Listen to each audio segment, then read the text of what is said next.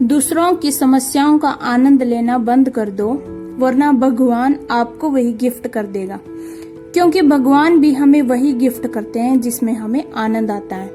Hello दोस्तों, मैं हूं नीतू गिल और आपको सुनाने जा रही हूं एक छोटे से भक्त की कहानी, जिसकी समस्याएं कभी खत्म नहीं होती थी और घर में कभी कोई बीमार चल रहा होता, कभी सैलरी नहीं बढ़ती, जॉब में बॉस के साथ झगड़ा होता रहता था।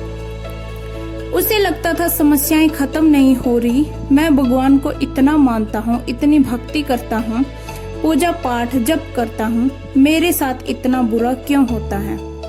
आसपास के लोग उसे मोटिवेट करते, उसे समझाते कि एक दिन अच्छा होगा। भगवान की तुम इतनी भक्ति करते हो तो बुरा थोड़ा ना होगा।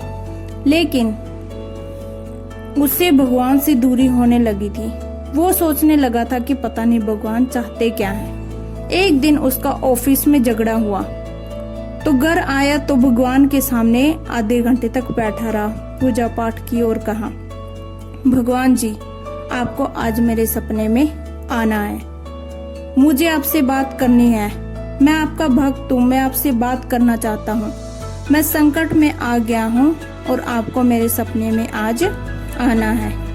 इतना उसने भगवान से कहा और कमाल की बात ये रही कि भगवान उस रात उसके सपने में आ गए। जैसे भगवान दिखे, उसने तो समस्याओं का भंडार लगा रखा था और बोलता चला गया, आप क्या कर रहे हैं, गलत करने वाले मजे से घूम रहे हैं और अच्छा करने वाले समस्याओं से घिरे हुए हैं।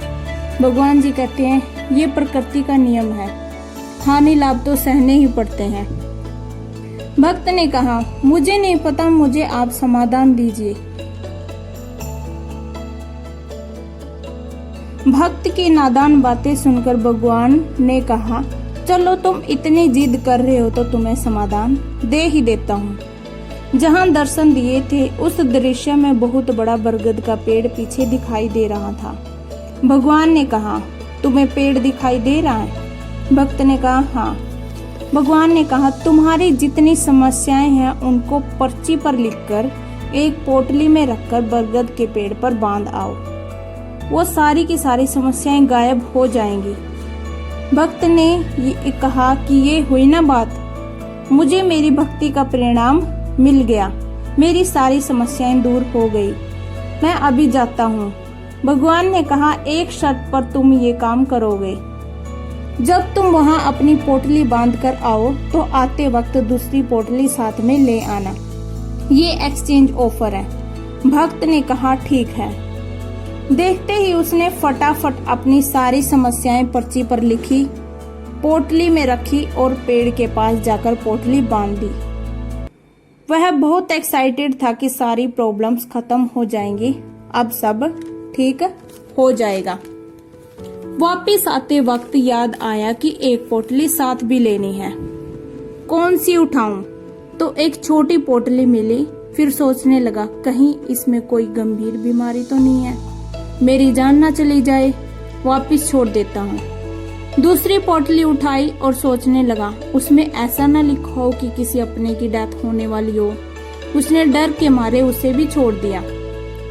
तीसरी पोटली उठाई और सोचने लगा, इसमें किसी मेरे करीबी को बड़ी बीमारी हो जाए, पूरे जीवन परेशान रहे। उसने उस पोटली को भी छोड़ दिया।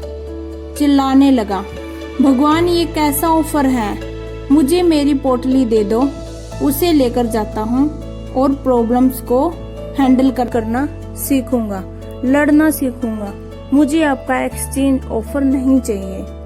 तो भगवान जी हंस के कहने लगे, मैं तुझे यही समझाना चाहता था, देरी से ही सही पर तुम्हें समझ तो आ गया।